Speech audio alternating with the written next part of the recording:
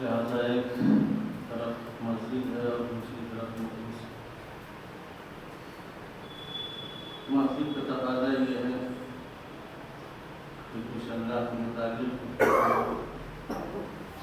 اور مجلس کا تقاضا یہ ہے کہ بیت الطہار علیہ السلام اور جس کے رسالے مجلس سے اس کا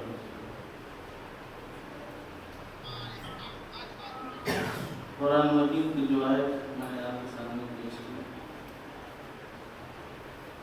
بہت ہی اہم آیت ہے،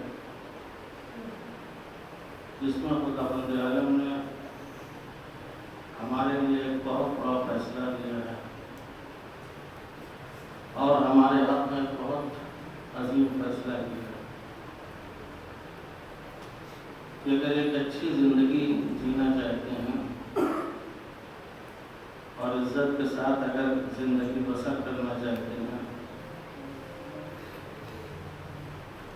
بلندی اور کمال اگر حاصل کرنا چاہتے ہیں، تو کس طریقے کی زندگی بسر کریں کہ انسان کمال حاصل کر سکے اور انسان بلندی تک پہنچ سکے۔ وَعَظَا رَبُّكَ، کا یہ فیصلہ ہمارا نہیں ہے، یہ فیصلہ اللہ ہے۔ یہ فیصلہ اللہ کا ہے اور اللہ کے فیصلے میں کسی طرح کی کوئی تبدیلی نہیں ہوتی اور اللہ کے فیصلے میں کسی طرح کا کوئی نقص نہیں ہوتا۔ ہم فیصلہ کرتے ہیں، ہمارے فیصلوں میں کمیاں ہوتی ہیں، کوتاہیاں ہوتی ہیں، غلطیاں ہوتی ہیں۔ ہم کبھی اپنے کو دیکھ کے فیصلہ کرتے ہیں، کبھی رشتہ داری کو دیکھ کے فیصلہ کرتے ہیں، کبھی گھر خاندان کو دیکھ کے فیصلہ کرتے ہیں، مگر جب اللہ فیصلہ کرتا ہے تو سب کو ایک ساتھ نظر میں رکھ کے فیصلہ کرتا ہے۔ ہمارے فیصلے صحیح بھی ہوتے ہیں، ہمارے فیصلے غلط بھی ہوتے ہیں، مگر اللہ کا جو فیصلہ ہوتا ہے بالکل صحیح ہوتا ہے، وہاں غلطی کا کوئی امکان نہیں ہوتا۔ لہذا یہ فیصلہ فیصلہ الہی ہے۔ وَقَضَىٰ رَبُّكَ أَلَّا تَعْبُدُوا إِلَّا إِيَّاهُ، کہ اگر ایک اچھی زندگی جینا چاہتے ہو تو صرف اور صرف ایک اللہ کی عبادت کرو، اس کے علاوہ کسی اور کی عبادت نہ کرو۔ یہ فیصلہ الہی ہے۔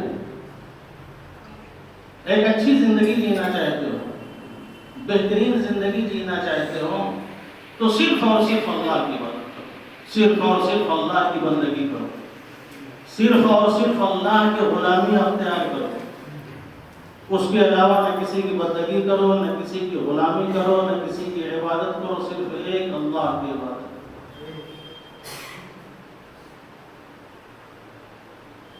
اس لیے کہ اگر ہم اس دنیا میں قدرت چاہتے ہیں تو وہ قدیر ہے، اس کے علاوہ کوئی ہمیں قدرت اور طاقت دے نہیں سکتا۔ اگر ہم اس دنیا میں حکومت چاہتے ہیں تو حاکم وہ ہے، اس کے علاوہ کوئی ہمیں حکومت دے نہیں سکتا۔ اس دنیا میں اگر ہمیں دولت چاہیے، رازق وہ ہے، اس کے علاوہ کوئی رزق دے نہیں سکتا۔ اس دنیا میں اگر ہم زندہ رہنا چاہتے ہیں، حی وہ ہے، اس کے علاوہ ہمیں کوئی زندہ رکھ نہیں سکتا۔ اس دنیا میں اگر ہم باقی رہنا چاہتے ہیں، قیوم وہ ہے، قائم وہ رکھ سکتا ہے، اس کے علاوہ کوئی اور نہیں کر سکتا۔ اس دنیا میں اگر ہم عزت چاہتے ہیں، عزیز وہ ہے، اس کے علاوہ کسی کے پاس عزت نہیں ہے، کوئی اور ہمیں عزت دے نہیں سکتا۔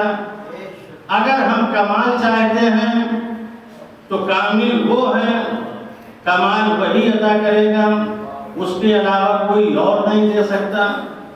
اس دنیا میں اگر ہم ایجوکیشن اور علم کی طرف پڑھتے ہیں، عالم وہی ہے، اس کے علاوہ کسی کے پاس علم ہے ہی نہیں۔ لہذا اگر ہم ایک اچھی زندگی چاہتے ہیں تو اللہ یہی کہنا چاہتا ہے کہ دیکھو سب کچھ ہمارے پاس ہے، سب کچھ ہمارے پاس ہے۔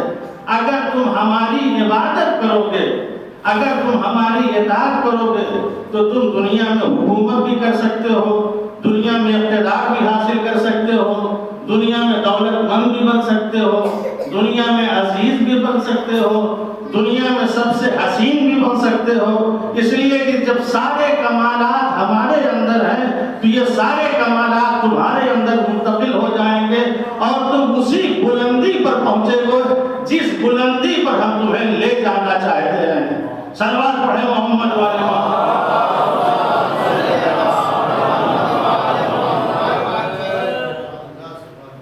اسی چیز سے انسان آشنا نہیں ہے۔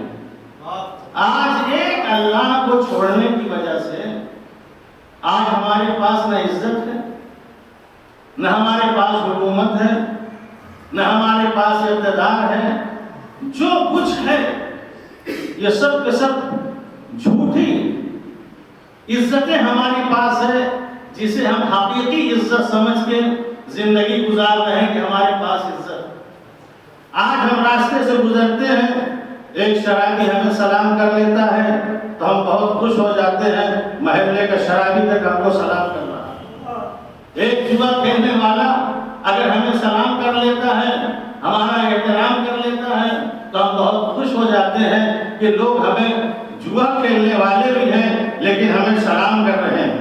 ایک سود کھانے والا انسان اگر وہ ہمیں سلام کر لیتا ہے، ہماری عزت کر لیتا ہے، ہمارا سینہ چوڑا ہو جاتا ہے کہ ہمیں محلے کے سود کھانے والے بھی سلام کر رہے ہیں۔ عزیزو یاد رکھیں، انسان کے پاس جو چیز ہوتی ہے وہی چیز دے سکتا ہے، اس کے علاوہ وہ نہیں دے سکتا۔ ایک شرابی کے پاس عزت نہیں ہوتی کہ سلام کر لے گا تو آپ کو عزت مل جائے گی۔ ایک جوا کھیلنے والے کے پاس عزت نہیں ہوتی کہ آپ کو اگر سلام کر لے گا تو آپ کو عزت مل جائے گی۔ ایک برا کام کرنے والا انسان آپ کو سلام کر لے گا تو آپ کو عزت مل جائے گی۔ جو چیز جس کے پاس ہے وہی دے سکتا ہے، اس کے علاوہ کوئی نہیں دے سکتا۔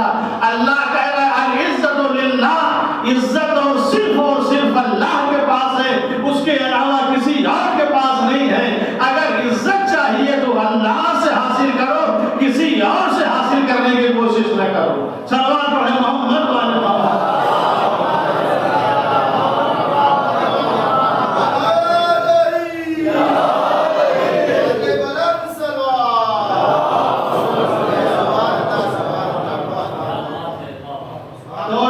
انسان کی اگر ایک اللہ کو صحیح طریقے سے مان لے، یہ اللہ کیا ہے، اللہ ہی مالک ہے، اللہ ہی مختار ہے، اللہ ہی حاکم ہے، سب کچھ اللہ۔ ہم خامخواہ لوگوں کے پیچھے بھاگتے ہیں، خامخواہ لوگوں کے پیچھے دوڑتے ہیں، اگر چونکہ اس لیے دوڑتے ہیں، اس لیے بھاگتے ہیں کہ ہمیں اللہ کی معرفت نہیں ہوتی۔ جس دن اللہ کی صحیح طریقے سے معرفت ہو جائے گی، یہ ساری بھاگ دوڑ ہماری ختم ہو جائے گی، یہ ذلت و رسوائی کی زندگی ہماری تمام ہو جائے گی۔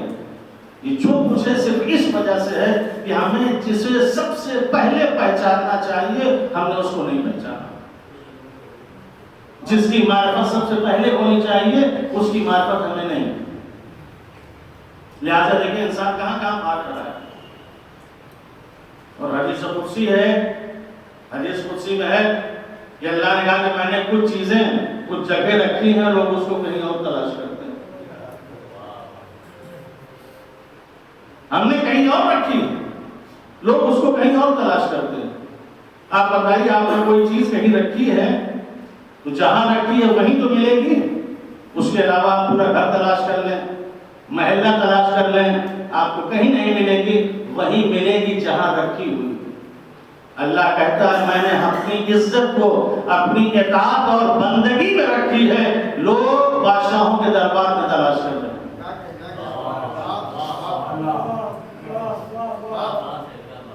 لوگ حاکموں کے ہاں تلاش کر رہے ہیں، لوگ منسٹروں کے ہاں تلاش کر رہے ہیں، بڑے بڑے لوگوں کے پیچھے باہر دوڑ کے عزت تلاش کر رہے ہیں. اللہ کہہ رہا میں نے جہاں عزت رکھی ہے وہیں ملے گی، اس کے علاوہ کہیں اور نہیں ملے گی. عزت ہے تو صرف اور صرف میرے پاس ہے. تم دفتر کے چکر لگاتے رہو، آفس کے چکر لگاتے رہو، لوگوں کے ساتھ بھاگتے رہو، لوگوں کے پیچھے دوڑتے رہو، چمچا گیری کرتے رہو، سب کچھ کرتے رہو، لیکن ملنے والی نہیں، اس لیے کہ عزت میرے پاس ہے. ان کے پاس نہیں. آج ان کے پاس ہوتا ہے، آج ان کے پاس حکومت ہے، کل جب یہ ہٹ جائیں گے نہ ان کے کچھ نہیں رہے گا ان کے پاس. لیکن ہمارے پاس ہمیشہ سے اور ہمیشہ رہے گی. اگر ہم نے عزت دے دی تو اس عزت کو کوئی چھین نہیں سکتا. دنیا والے چھیننا بھی چاہیں گے تو نہیں چھین سکتے، اور چھیننے کی کوشش کی، ہر اعتبار سے چھیننے کی کوشش کی کہ ہم ان سے عزت کو چھین لیں. لیکن جیسے جیسے عزت کو چھیننے کی کوشش کی، اللہ نے ان کی عزت کو اور بڑھا دیا، ان کی عزت کو اور بلند کر دیا کہ دنیا والے ان کی عزت کو چھین نہ سکے. عزت صرف اللہ کے پاس ہے. تو ایک اللہ کی عبادت کرو. اللہ نے فیصلہ کیا ہے واقعہ ایک اچھی زندگی، بہترین اور حسین زندگی جینا چاہتے ہیں، کسی اور کا سجدہ نہ کریں، اللہ کا سجدہ کریں. کسی اور کی اطاعت نہ کریں، اللہ کی اطاعت کریں. کسی اور کی عبادت نہ کریں، اللہ کی عبادت کریں. یہ مسجد کسے کہتے ہیں؟ مسجد اسے کہتے ہیں جہاں سجدہ کیا جائے. مسجد سجدہ کرنے کی جگہ، سجدہ کرنے کی جگہ کو مسجد کہتے ہیں. یہی وجہ ہے کہ جو پیشانیاں مسجد میں آ کے جھکنے لگتی ہیں، جو یہاں آ کے جھکنے کی یادی ہو جاتی ہیں، تو پھر کسی اور جگہ یہ پیشانیاں نہیں جھکتی. نہ دولت کے سامنے جھکتی ہیں، نہ حکومت کے سامنے جھکتی ہیں، کہ ایک اللہ کے سامنے جب سر کو جھکا دیں گے تو پھر اسی کے سامنے یہ پیشانی جھکے گی، اس کے علاوہ کسی اور کے پاس نہیں جھکے گی.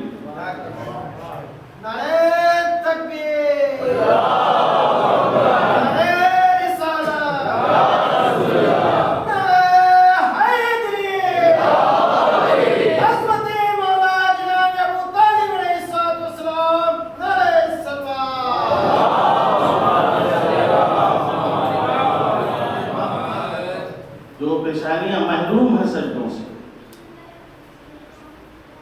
جو مسجدوں میں سجدہ کرنے سے محروم ہے، تو ہر در پہ جھکتی ہے. جہاں اپنے سے بلند کسی کو دیکھ لیا وہیں جا کے اپنے سر کو جھکا دیا، وہیں اپنے سر کو جھکا دیا. لیکن اگر آپ کو سجدہ کرنا آ گیا، مسجد میں اگر آپ نے سجدہ کرنا سیکھ لیا، تو پھر پیشانی کسی کے سامنے نہیں جھکے گی، صرف اور صرف اللہ کے سامنے جھکے گی. وَقَضَىٰ رَبُّكَ، یہ فیصلہ الہی ہے. عزت کی زندگی کسے کہتے ہیں؟ یہ ہم لوگ جو زندگی جی رہے ہیں جھوٹی زندگی، جھوٹی عزت، جو ہم حقیقی عزت سمجھ کے جی رہے ہیں. حقیقی عزت صرف اور صرف اللہ کے پاس ہے. عزت دولت میں نہیں ہے، عزت شہرت میں نہیں ہے، عزت مال و متاع میں نہیں ہے، عزت کہیں اور نہیں ہے. عزت ہے تو صرف اور صرف اللہ کے پاس ہے. آپ کے پاس کچھ نہ ہو لیکن اگر اللہ سے آپ قریب ہیں، اللہ سے جڑے ہوئے ہیں، تو آپ سے بڑا عزیز کوئی نہیں ہے، آپ سے بڑا عزت دار کوئی نہیں ہے، اور آپ کے پاس سب کچھ ہے مگر آپ خدا سے دور ہیں تو آپ سے زیادہ ذلیل کوئی نہیں۔ معیار عزت یہ ہے کہ انسان اللہ سے قریب ہے۔ یہی وجہ ہے کہ جو لوگ واقعاً عزت کو عزت سمجھتے تھے کہ عزت کوئی چیز ہے، وہ ایک لمحہ بھی اللہ سے دور ہونے کے لیے تیار نہ ہوئے، ایک لمحے کے لیے بھی اللہ سے دور ہونے کے لیے کبھی سوچا بھی نہیں، اور جب سوچا بھی نہیں تو اس کو اپنے انداز میں کہتے بھی ہیں کہ پروردگارا میں تیرے عذاب کو برداشت کر سکتا ہوں، جہنم کی آگ کو برداشت کر سکتا ہوں، مگر تیری جدائی ایک لمحے کے لیے نہیں برداشت کر سکتا۔ اس لیے تجھ سے میں اگر ہٹ گیا تو پھر ختم ہو گیا۔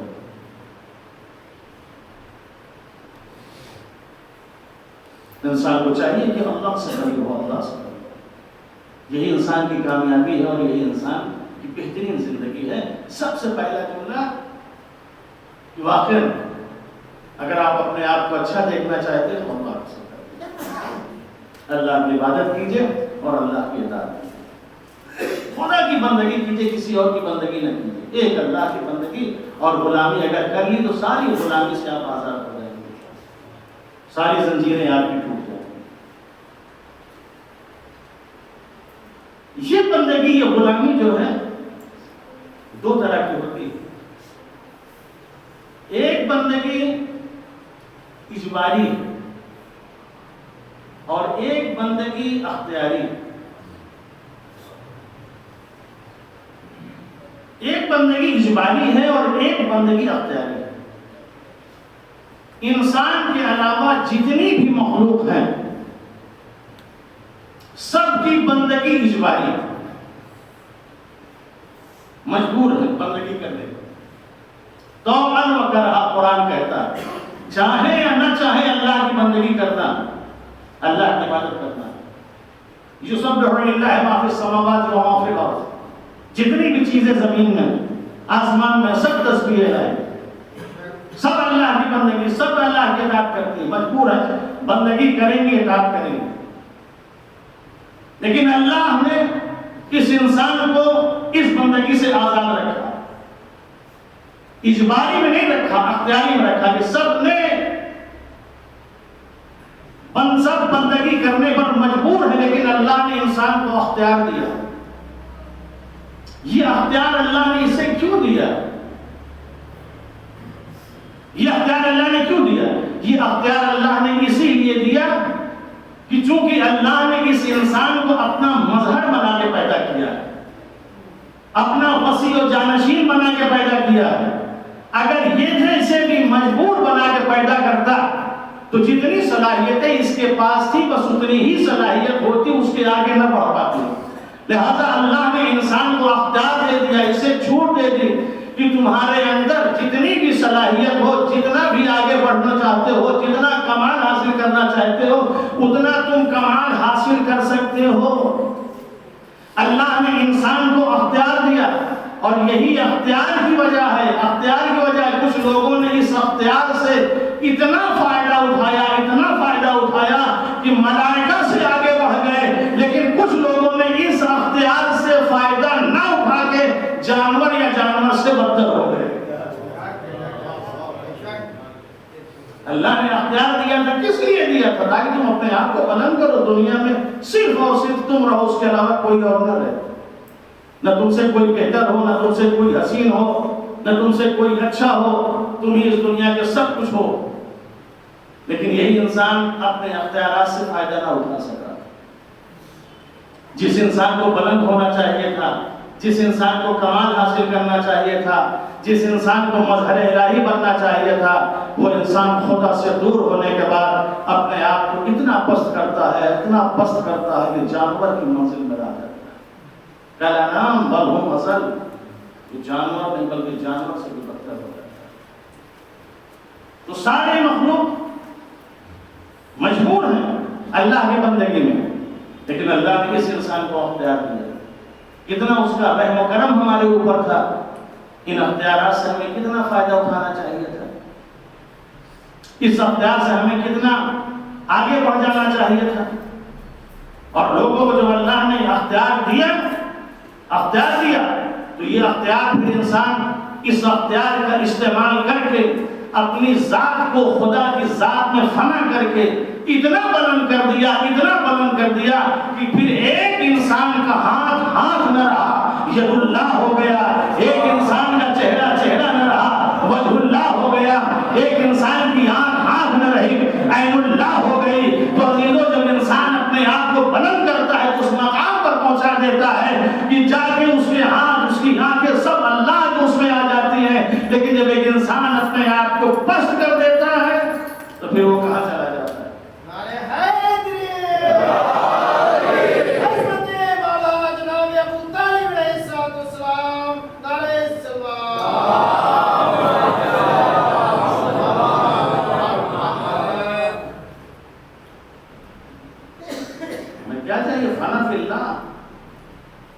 ہمیں اپنے آپ کو خدا کی ذات میں فنا کر دینا چاہیے، ختم کر دینا چاہیے. پھر دیکھیے یہ شخصیت کتنی ابھر کے سامنے آتی ہے.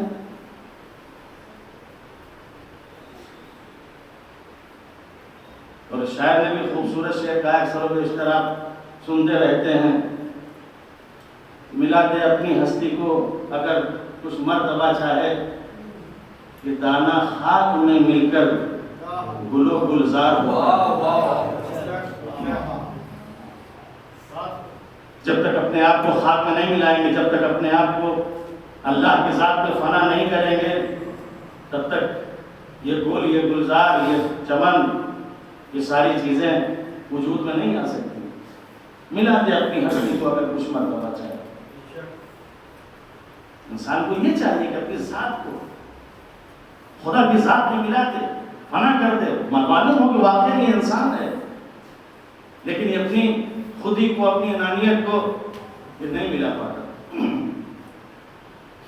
جس کی وجہ سے انسان کے اندر جو صلاحیت ہونی چاہیے تھی آج وہ صلاحیت نہیں. انہی تمام چیزوں کو دیکھ کے علامہ اقبال نے خوبصورت شعر کہا تھا کہ تیرے دریا میں طوفان کیوں نہیں ہے، تیرے دریا میں طوفان کیوں نہیں ہے، خودی تیری مسلمان کیوں نہیں ہے.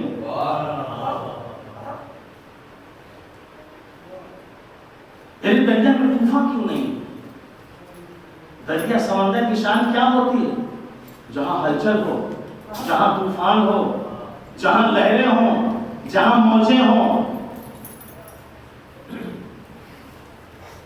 جہاں چیخ پکار ہو، جہاں تاراتون ہو، اسے کہتے ہیں سمندر. وہ خاموش جس کے اندر نہ کوئی ہلچل ہو، نہ کوئی طوفان ہو، نہ لہریں ہوں، نہ موجیں ہوں، اسے دریا نہیں کہتے. میرے دریا میں طوفان کیوں نہیں؟ انسان کو بیدار کیا. جب اس کی حالت کو دیکھا کہ انسان جس مقصد کے لیے اللہ نے اسے پیدا کیا تھا، بھیجا تھا، یہ انسان کیا کر رہا ہے، اس کے اندر وہ صلاحیتیں کہاں چلی گئیں؟ کہا تیرے دریا میں طوفان کیوں نہیں، خودی تیری مسلمان کیوں نہیں. آج کتنے اسلامی ممالک ہیں، کہیں کوئی ہلچل نظر نہیں آ رہی، کہیں کوئی لہر نظر نہیں آ رہی، کہیں کوئی طوفان نظر نہیں آ رہا ہے. سب کے سب خاموش بیٹھے ہیں، سب کے سب تماشائی بنے ہوئے ہیں. جہاں جس خودی میں توحید ہوتی ہے، جو خودی مسلمان ہوتی ہے، وہاں یہ ساری چیزیں ہوتی ہیں، اس کے علاوہ کہیں اور نہیں ہوتی. اور یہ اسی وقت ہوگی جب اپنی ذات کو ہم اللہ کی ذات میں فنا کریں. آج ہمارے اندر وہ حرکت نہیں ہے، وہ صلاحیت نہیں ہے، وہ طوفان نہیں، سب خاموش. یہ جھنجھوڑا ہے، بیدار کیا ہے کیا؟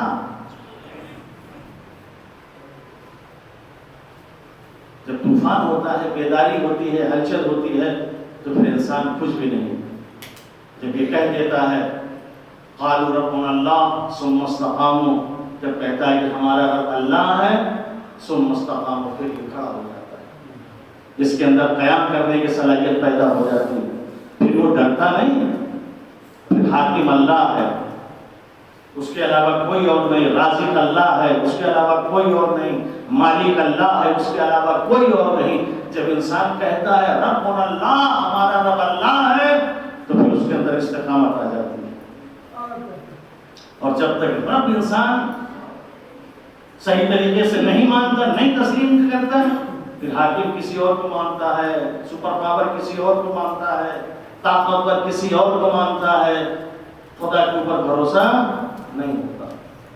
اللہ کہتا ہے انما اعظکم بواحدۃ ان تقوموا للہ، میں تمہیں صرف اور صرف ایک وصیت کرتا ہوں۔ اللہ کہہ رہا ہے میری وصیت کو سنو، انما اعظکم بواحدۃ ان تقوموا للہ، جب تم نے کہہ دیا کہ ربنا اللہ، ہمارا رب اللہ ہے، پھر اللہ کے لیے کھڑے ہو جاؤ۔ ڈر نہیں ہونا چاہیے، خوف نہیں ہونا چاہیے۔ مسنا و فرادہ، یہ نہ دیکھو کہ ہم اکیلے ہیں یا اکیلے ہیں، تنہا ہے یا ہمارے ساتھ کوئی اور ہے نا۔ جہاں اللہ ہوتا ہے وہاں یہ نہیں دیکھتا کہ میں اکیلا ہوں، انسان کھڑا ہو جاتا ہے، ظلم کے خلاف آواز بلند کرتا ہے، ظلم کے خلاف بولتا ہے، یہ نہیں سوچتا کہ ہمارے ساتھ اور ممالک آئیں تو ہم بھی آگے بڑھیں، ورنہ پھر انسان ختم ہو جائے گا، اس کے اندر انسانیت نہیں رہ جائے گی۔ انما اعظکم بواحدۃ، میں وصیت کرتا ہوں، ایک وصیت ہماری ہے، ایک خواہش ہے، ان تقوموا للہ، اللہ کے لیے کھڑے ہو جاؤ۔ مسنا و فرادہ، یہ نہ دیکھو کہ ہم اکیلے ہیں یا اکیلے ہیں۔ اللہ نے جب موسیٰ سے کہا موسیٰ جاؤ فرعون کے مقابلے میں، یہ نہیں دیکھا کہ میں اکیلا ہوں کہ تو اکیلا ہوں، عصا اٹھایا اور چل دیا۔ ابراہیم نمرود کے مقابلے میں جب آئے ہیں تو یہ نہیں دیکھے کہ میں اکیلا ہوں یا جو اکیلا ہوں، فوراً جو ہے نمرود اور ان بت پرستوں کے مقابلے میں آ گئے۔ کسی نے نہیں دیکھا، جہاں اللہ ہوتا ہے وہاں کوئی نہیں دیکھتا، وہاں انسان کھڑا ہو جاتا ہے، قیام کرتا ہے، اور قیام کر کے ظلم کے خلاف آواز بلند کرتا ہے۔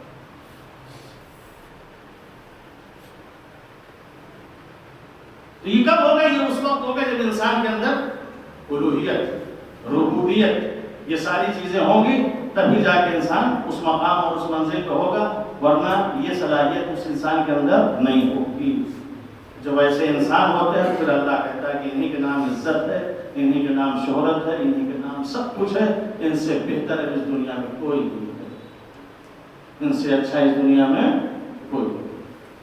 وَقَضَىٰ رَبُّكَ أَلَّا تَعْبُدُوا إِلَّا إِيَّاهُ، میرا فیصلہ یہ ہے کہ اگر ایک اچھی زندگی چاہتے ہو تو کسی اور کی عبادت نہ کرو، صرف اور صرف اللہ کی عبادت کرو، صرف اور صرف اللہ کی اطاعت کرو، اس کے علاوہ کسی اور کی عبادت نہ کرو۔ یہ ایک توحید جس کی طرف متوجہ کے لہذا ہم جو ہے توحید کے مسئلے میں بالکل ایک دم وہ، اور اہل بیت اطہار علیہ السلام کے اگر دیکھیں گے ان کی زندگی میں بچوں سے لے کے بڑوں تک تو توحید ہی توحید آپ کو نظر آئے گی، اور جو جس مقام پہ پہنچا ہے وہ اسی توحید کی وجہ سے پہنچا ہے۔ توحید اتنی پختہ تھی کہ اگر گھر کا بچہ بھی ہے اور آغوش میں بٹھائے ہوئے باپ یہ کہہ رہا ہے کہ بیٹا اللہ ایک کہا، ایک کے بعد دو اگر، تو بچہ دو کہنے کے لیے تیار نہیں ہے، اور یہ کہہ رہا ہے کہ بابا جس زبان سے ایک کہہ دیا پھر اب میں دو اس زبان سے نہیں کہوں گا۔ توحید کے اس مقام پہ تھے جو ایک کہہ دیا پھر اس کے بعد دو نہیں کہوں گا۔ آج ہماری زبان پہ دیکھیے، ہماری زبان پہ دیکھیے کتنے لوگ ہیں، جب ایک انسان اللہ کا ہو جاتا ہے تو پھر وہی ہوتا ہے، اس کے علاوہ کچھ نہیں ہوتا۔ لہٰذا یہ ہماری خودی، یہ ہماری معیت، یہ ہماری انانیت جو کچھ بھی ہے یہ صرف اور صرف اللہ کے لیے ہونی چاہیے۔ ہمیں صرف اور صرف اس کو بلند کرنا چاہیے۔ جس دن ہم اپنے آپ کو بلند کر لیں، یقین رکھیے دنیا کی کوئی شے آپ کو خرید نہیں سکتی، دنیا کی کوئی شے آپ کو رسوا نہیں کر سکتی۔ انسان بہت قیمتی ہے، ہم نے اپنی قیمت کو کھو دیا، بہت قیمتی ہے یہ انسان۔ انسان کی قیمت اگر آپ دیکھیں تو اس کی کوئی قیمت نہیں ہے۔ سب سے قیمتی چار مخلوقات، جمادات، نباتات، حیوانات، انسان، یہ 4 مخلوق، 4 میں سب سے افضل انسان۔ سب سے پست کون سی مخلوق ہے؟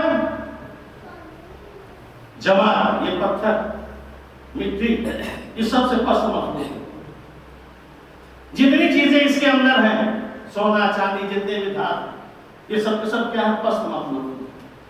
انسان سب سے بلند ہے، لیکن دیکھیے انسان سب سے بلند، یہ ساری مخلوق سب سے پست ہے، لیکن قیمت دیکھیے کس کی زیادہ ہے؟ انسان کی جو سب سے اعلیٰ ہے اس کی قیمت زیادہ ہے، یا وہ جو سب سے پست مخلوق ہے اس کی زیادہ قیمت ہے؟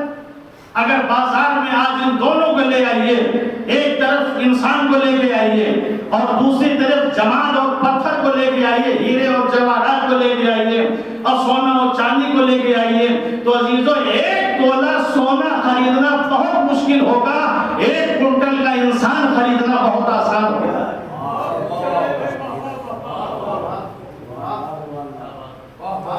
1 کیرٹ ہیرا خریدنا بہت مشکل ہوگا، نہیں خرید سکتے، مگر 1 انسان کو خریدنا بہت آسان ہوگا۔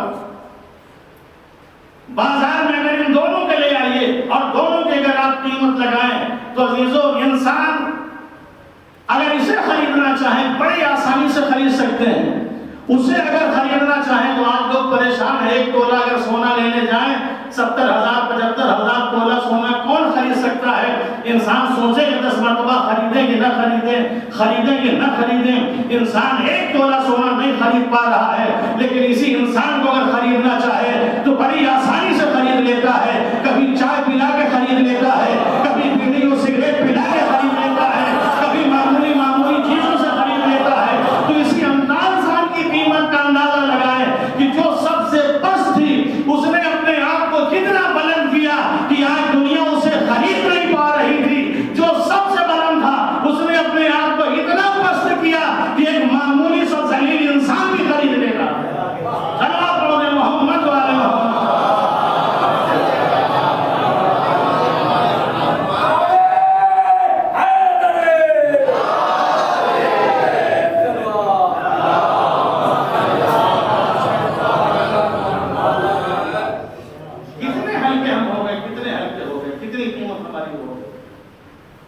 جب ہم سے کہا جاتا ہے کہ اپنی قیمت کو بڑھاؤ،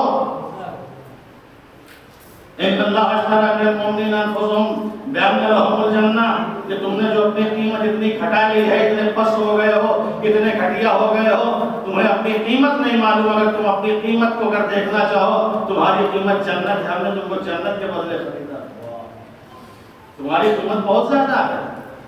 تم معمولی چیزوں کے اوپر بک جا رہے ہو، کبھی زمین کے نام پہ بک جا رہے ہو، کبھی پلاٹ کے نام پہ بک جا رہے ہو، کبھی گھر کے نام پہ بک جا رہے ہو، کبھی کسی اور کے نام پہ بک جا رہے ہو۔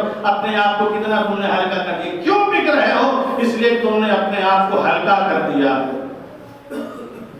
امام جعفر صادق علیہ السلام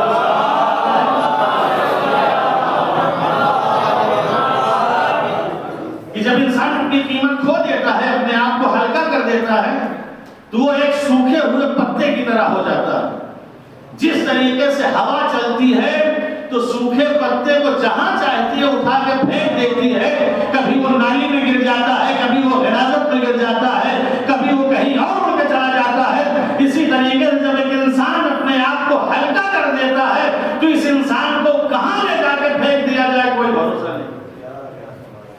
اپنے آپ کو وزنی بنائیں، اپنے آپ کو بہتر بنانے کی کوشش کریں، اپنے آپ کو اچھا بنانے کی کوشش کریں کہ کوئی آپ کو خرید نہ سکے۔ واقعی ہمیں کتنا بلند ہونا چاہیے، دنیا بلند ہو یا نہ ہو ہمیں بلند ہونا چاہیے۔ دنیا والوں کی قیمت ہو یا نہ ہو ہماری قیمت ہونا چاہیے۔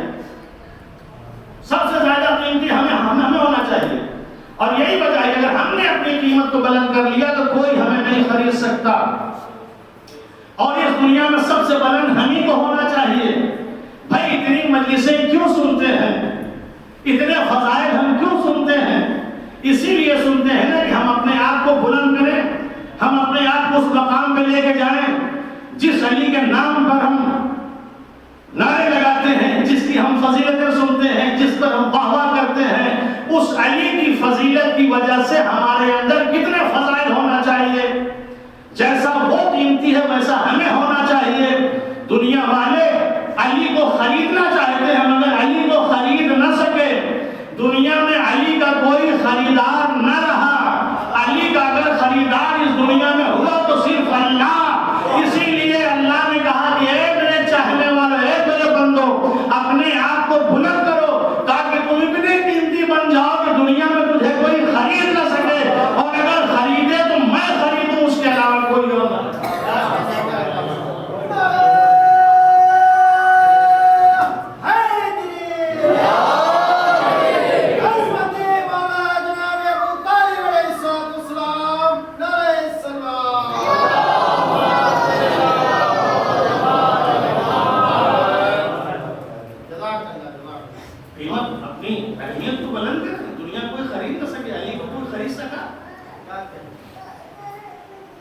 تو پھر ہمیں لوگ کیوں خرید لے رہے ہیں؟ کیا ہم علی کے چاہنے والے نہیں ہیں؟ ہم علی کے ماننے والے نہیں ہیں؟ ہم کیوں معمولی چیزوں کے اوپر بک جا رہے ہیں؟ ہم نے کیوں اپنی قیمتیں کھو دی ہیں؟ ہم نے اپنے آپ کو بلند ہونا چاہیے. یہ قیمت کب ہماری بڑھے گی؟ یہ قیمت، یہ دنیا کی چیزیں جو وزنی ہم جمع کر رہے ہیں، یہ ہماری قیمت نہیں بڑھائیں گے، یہ ہمارے وزن کو نہیں بڑھائیں گے. اگر کوئی چیز ہمارے وزن کو بڑھائے گی تو اللہ کی ذات بڑھائے گی. جس دن ہم اللہ کی ذات سے وابستہ ہو جائیں گے، اس دن کوئی ہمیں نہ خرید سکتا ہے، اس دن نہ کوئی ہمیں ذلیل کر سکتا ہے. جو فیصلے الہی ہے، اگر اچھی زندگی جینا چاہتے ہو تو کسی اور کی بندگی نہ کرو، میری بندگی کرو. تم اتنے بلند ہو جاؤ گے، اتنے بلند ہو جاؤ گے کہ پھر تمہاری کوئی برابری نہیں کر سکتا، تمہارا کوئی مقابلہ نہیں کر سکتا. بلند کرو اپنے آپ کو، بلند کرو اپنے آپ کو. تو اس دنیا میں ہم سے بلند کسی کو نہیں ہونا چاہیے. لیکن آج ہم کتنے ہلکے ہو گئے ہیں. ہم اپنے آپ کو بلند کریں، اپنی قیمت بڑھائیں، اپنی اہمیت کو سمجھیں، اپنے مقام کو سمجھیں. ہم کیا ہیں، ہماری حیثیت کیا ہے. جس دن یہ ہوگا اس دن ہم سے بہتر، ہم سے اچھا کوئی نہیں ہو سکتا. یہ کوشش کریں ہم اور آپ. یہ مجلسیں جو ہوتی ہیں اسی لیے ہوتی ہیں. یہ نہ سوچیں کہ صرف مرحوم کو سارے ثواب پہنچانے کے لیے ہوتی ہیں. یہ جو مجلسیں ہو رہی ہیں، یہ جو رکھی گئی ہیں، سب یہ 10واں 20واں، کبھی اس کے بارے میں سوچا؟ یہ چہلم اور برسی اور چھماہی یہ کیوں ہوتی ہے؟ کوئی کہیں لکھا پڑھا ہے؟ کہیں قرآن میں ہے، کہیں حدیث میں ہے، کوئی روایت میں ہے کہ نہیں؟ یہ سب کیوں رکھا گیا ہے؟ یہ کیوں دنیا بھر کے پروگرام ہوتے رہتے ہیں؟ یہ اسی لیے ہوتے رہتے ہیں، یہ اسی لیے ہوتے رہتے ہیں تاکہ انسان ایک لمحے کے لیے بھی قرآن اور اہل بیت سے دور نہ ہو. ورنہ 2 مہینے 8 دن کے بعد اگر مجلسوں کا سلسلہ ختم ہو جاتا تو پھر یہ 9-10 مہینے اس میں ہمارا کیا حشر ہوتا اللہ بہتر جانتا. لیکن علماء نے ہماری حالت کو دیکھا، ہماری ان تمام چیزوں کو دیکھا، دیکھنے کے بعد کہا کہ اگر یہ قرآن اور اہل بیت سے دور ہو گئی تو کیا ہوگا. لہٰذا وہ چیزیں جو بہت ہی مانوس ہیں، ایسے موقع پر اس طرح کا اہتمام کیا جائے تاکہ لوگ قرآن اور اہل بیت سے جڑے ہوئے. جس طریقے سے قرآن اور اہل بیت وزنی ہیں، اسی طریقے سے یہ قوم اپنے وزن کو برقرار رکھے، اس کا وزن کم نہ ہوتا. یہ دوسری چیز جو میں نے آپ کی خدمت درج کیا وہ 1-2 جملہ باقی. وقت ہو رہا ہے 12:30، حالانکہ سوال کا وقت بہت پہلے ہو چکا. ہم لوگوں کو اس بات کی رعایت کرنا چاہیے. جو اول وقت یہ سب مجلس وغیرہ نماز ادا ہونی چاہیے، اول وقت پر اذان ہونی چاہیے.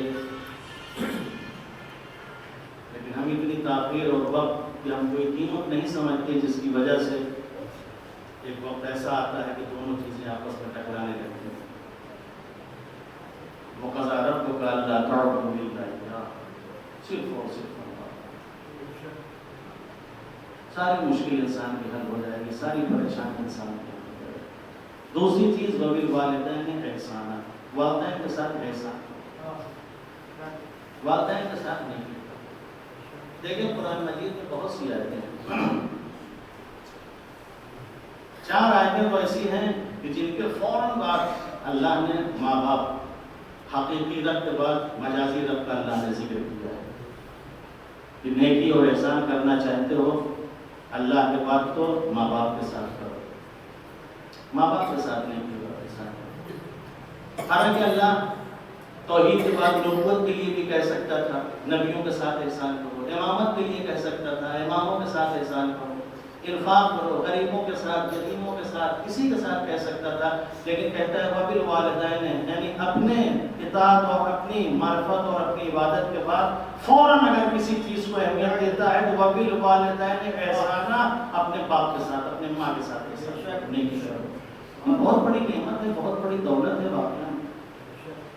آج بہت سے ماں باپ بیچارے محروم ہیں اس خدمت سے،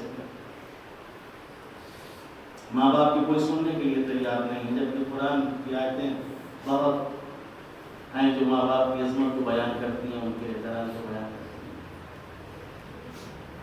یاد رکھیے یہ بہت اہم چیز ہے، وبالوالدین احسانا، ماں باپ کے ساتھ احسان کریں۔ 2 جملے بس آپ کے ایک ربط کے لیے، چونکہ ایک باپ اور ایک بھائی یا ایک شوہر جو بھی بہرحال ابھی لوگ زندہ ہوں ان کے حساب سے میں سو رہی ہوں۔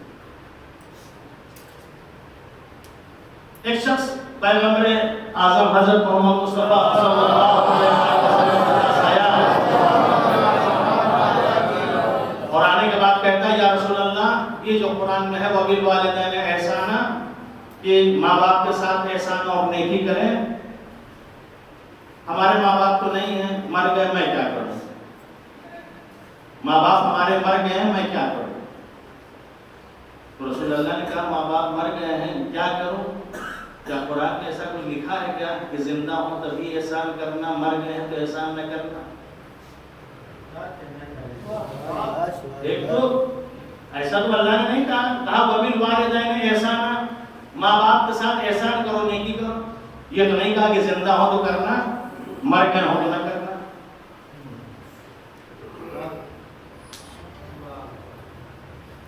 کیا کہیں لکھا ہے کیا قرآن میں کہ زندہ ہو تو کرنا، مر گئے ہو تو نہ کرنا؟ کہا یا رسول اللہ ایسا نہیں ہے۔ کہا پھر تم کیوں کہہ رہے ہو کہ زندہ ہوں، زندہ نہیں ہے، مر گئے، میں کیا کروں؟ تو رسول اللہ نے کہا کہ اگر تمہارے ماں باپ زندہ نہیں ہیں، مر گئے ہیں، قرآن دونوں کے لیے کہہ رہا ہے زندہ ہو تب بھی ماں باپ کے ساتھ احسان و نیکی کرو، اور مر گئے ہو تب بھی ان کے ساتھ نیکی اور احسان کرو۔ کیا تم نے نماز جنازہ وہ 30 تکبیر جو باپ کے سامنے کھڑے ہو کے پڑھی وہ یاد نہیں؟ تاکہ بیننا و بینہم بالخیرات، پروردگارہ ہمارے اور مرنے والے کے درمیان خیر خیرات کا سلسلہ باقی رہے، نیکی اور احسان کا سلسلہ باقی رہے۔ ہم جب میت کے سامنے کھڑے ہوتے ہیں تو 30 تکبیر میں یہی کہتے ہیں تاکہ بیننا و بینہم بالخیرات، پروردگار ہمارے اور مرنے والے کے درمیان ایک رابطہ جو رشتہ تھا وہ رشتہ باقی رہنا چاہیے۔ ایسا نہیں ہے کہ دفن کر دیا تو دفن کرنے کے بعد بھول جائیں، کبھی قبر کے پاس بھی نہ پھٹکیں، کبھی جو اس کے فاتحے کے لیے بھی نہ جائیں، کبھی اصحاب ثواب کے لیے بھی نہ سوچیں۔ اگر مر گیا تو کوئی بات نہیں، زندگی میں بھی نیکی کرنا چاہیے اور مرنے کے بعد بھی نیکی کرنا چاہیے، صرف طریقہ بدل جائے گا۔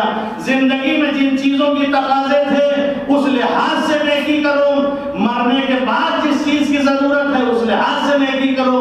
زندگی میں کھانا چاہیے تھا، کپڑا چاہیے تھا، مکان چاہیے تھا، لہذا اس طرح سے احسان کرو۔ مرنے کے بعد ان کو مغفرت چاہیے، بخشش چاہیے، ان کو اور چیزیں چاہیے، لہذا وہ فراہم کرو۔ طریقہ بدل جائے گا لیکن زندگی میں بھی احسان اور مرنے کے بعد بھی احسان ہونا چاہیے، دونوں طرح سے احسان ہونا چاہیے۔ ایسا نہ ہو کہ زندگی میں آپ احسان کر لیں اور مرنے کے بعد بھول جائیں، بہت سے لوگ بھول جاتے ہیں۔ لہذا امام جعفر صادق علیہ السلام فرماتے ہیں کہ جو لوگ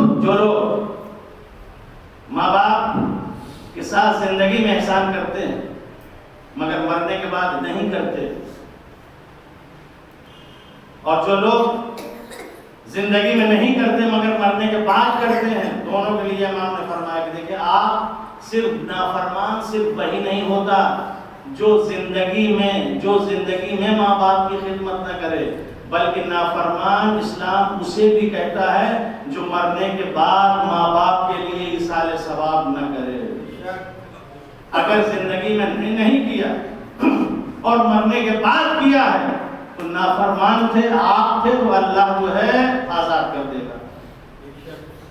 اور اگر آپ نے زندگی میں کیا ہے اور مرنے کے بعد نہیں کیا تو ساری نیکیاں آپ کی ختم ہو گئی۔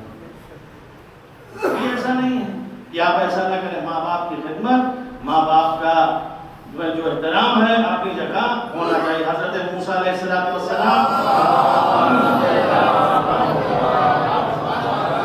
پروردگار آرام سے کہتے ہیں، پروردگارہ میرا ایک دوست تھا تیری راہ میں شہید ہو گیا، میں اس کا درجہ دیکھنا چاہتا ہوں، میں اس کا مرتبہ دیکھنا چاہتا ہوں۔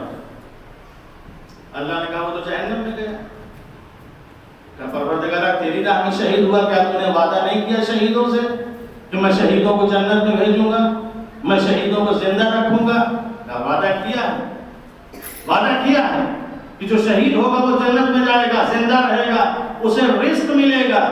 لیکن یہ جو جہنم میں گیا اس کی وجہ یہ ہے، یہ شہید تو ہوا، خدا کی راہ میں مارا تو گیا، لیکن چونکہ اپنے باپ اور اپنے ماں کو ستاتا تھا لہٰذا اس کی شہادت اس کے کام نہیں آئی۔ جس انسان کو جنت میں جانا تھا وہ جہنم میں چلا گیا۔ کوئی درجہ نہیں ہے، کوئی مقام نہیں ہے، ماں باپ کو ستا کے کچھ نہیں ملے گا۔ دنیا بھی برباد ہوگی، آخرت بھی خراب ہوگی۔ جن کے ماں باپ زندہ ہیں خداوند عالم نے بہت بڑی ان کو نعمت دی ہے، چاہیے کہ ماں باپ کی خدمت کریں، ماں باپ کی اطاعت کریں۔ بہت تفصیلی موضوع ہے، بس آپ کی مجلس تمام۔ ماں باپ کی خدمت کریں، ماں باپ کی اطاعت کریں، اور ماں باپ کی اطاعت میں جب انسان واقعی مطیع و فرما بردار ہوتا ہے تو پھر اطاعت میں سب کچھ کرنے کے لیے تیار ہو جاتا ہے، قربانی دینے کے لیے تیار ہو جاتا ہے۔ اگر باپ اپنے بیٹے اسماعیل سے کہتا ہے کہ میں تمہیں ذبح کرنا چاہتا ہوں، تو بیٹا کہتا ہے بابا ستجدنی انشاءاللہ من الصابرین، آپ مجھے صبر کرنے والوں میں پائیں گے، ذبح کریے۔ اور یہی اطاعت کا جذبہ جب کربلا میں کس طریقے سے پالے گئے تھے، کس طریقے سے تربیت کی گئی تھی، جب امام حسین علیہ السلام کربلا کے میدان میں ایک ایک سے پوچھ رہے تھے، موت کے بارے میں سوال کر رہے تھے، تو ہر ایک دیکھے موت کے لیے کیسے تڑپ رہا تھا، موت کے لیے کیسے بے چین تھا، کب آقا اجازت دیں، کب مولا اجازت دیں کہ میں میدان میں جاؤں۔ چاہے ولی اکبر علیہ السلام ہوں، چاہے جناب قاسم ہوں، چاہے جناب عباس علیہ السلام ہوں، یہ سب کے سب موت کے لیے بے چین تھے۔ ایک آقا کی اجازت، ایک آقا کا اشارہ چاہیے تھا۔ عزیزو کربلا کے میدان میں حسین ابن علی اپنے تمام بچوں کے ساتھ کربلا میں موجود ہیں، تمام بچوں کے ساتھ کربلا میں موجود ہیں۔ جناب علی اکبر علیہ السلام آتے ہیں، بابا مجھے بھی اجازت دیجیے۔ کس چیز کی اجازت؟ مرنے کی اجازت۔ اللہ اکبر، شبیہ رسول، جس کے لیے امام حسین علیہ السلام نے فرمایا جب میں اپنے نانا کی زیارت میں مشتاق ہوتا تھا تو اپنے بیٹے علی اکبر کی زیارت کر لیتا تھا۔ وہی بیٹا اپنے باپ کے سامنے کھڑا ہوا، باپ سے اجازت لے رہا ہے، باپ نے اجازت دے دی، علی اکبر علیہ السلام گھوڑے پہ بیٹھے اور چلنا شروع ہوا۔ لیکن عزیزوں کچھ دور پہنچے تھے تو کسی کے آنے کی آہٹ محسوس ہوئی، پیچھے مڑ کے دیکھا، کیا دیکھا کہ ضعیف باپ چلا آ رہا ہے۔ کہا بابا آپ نے تو مجھے رخصت کر دیا تھا، پھر کیوں آپ آ رہے ہیں؟ کہا بیٹا کاش کہ تم صاحب اولاد ہوتے تو تمہیں احساس ہوتا کہ باپ کے دل میں بیٹے کی کتنی محبت ہوتی ہے۔ عزیزو علی اکبر کو گلے سے لگایا، لگانے کے بعد میدان میں بھیجا۔ علی اکبر علیہ السلام آئے، ابھی کچھ دیر جنگ کی تھی، ایک مرتبہ آواز آتی السلام علیکم یا بابا، بابا میرا آخری سلام قبول کیجئے۔ امام حسین علیہ السلام بیٹے کی آواز پہ چلے، بیٹے کی آواز ہم میدان میں آئے، کیا دیکھا کہ بیٹا رے کے گھر پہ ایڑیاں بنا رہا ہے، ایک پیر پھیلاتا ہے، دوسرا سمیٹتا ہے،